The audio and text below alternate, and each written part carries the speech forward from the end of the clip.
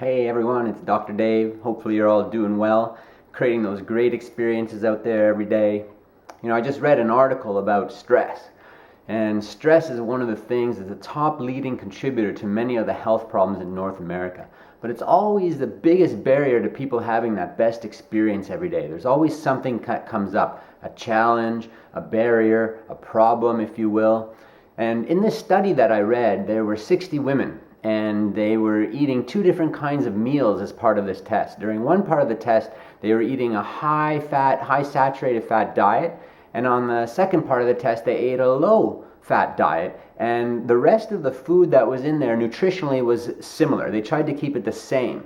And then they also monitored, by way of questionnaire, the individual's stress level over the previous 24 hours before eating that specific meal. And what they found is, interestingly, the high-fat diet created a lot of inflammation in the body, because we know that saturated fats, bad fats, are not healthy and also a leading contributor to a lot of the health problems in North America.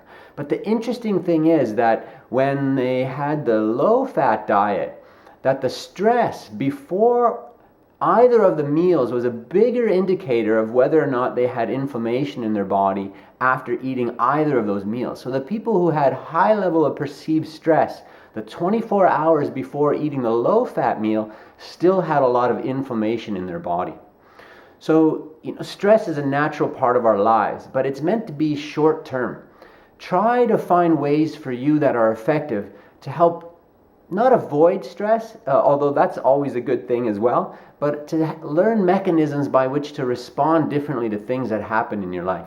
I don't have time in this short video to go through some of those solutions, but things like meditation and yoga, being physically active, can really help with that stress. In the moment, knowing how to take time to not just do a knee-jerk reaction to a situation, but taking a few seconds to choose a response that's focused more on the outcome that you want for that situation. Try to create a 10, a 9, or an 8 out of 10 for every situation that you're in. And again, there's ways to try and do that. And it takes work, is what it is, and it takes effort and a little bit of studying and a little bit of learning. But it's worth it, because the research shows that that level of stress is probably the biggest indicator of the quality of our lives as we move forward down the road.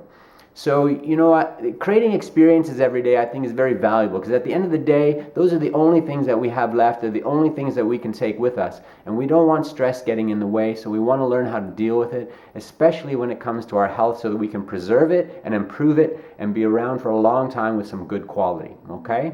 So don't let stress get you down. If you have any questions, get a hold of me through our Facebook page, through the website. Learn how your nervous system can be on your side to help you deal with some of the challenges you face every day when it comes to stress, and we'd be happy to help you out. All right? Thanks for listening. I'll catch you next time.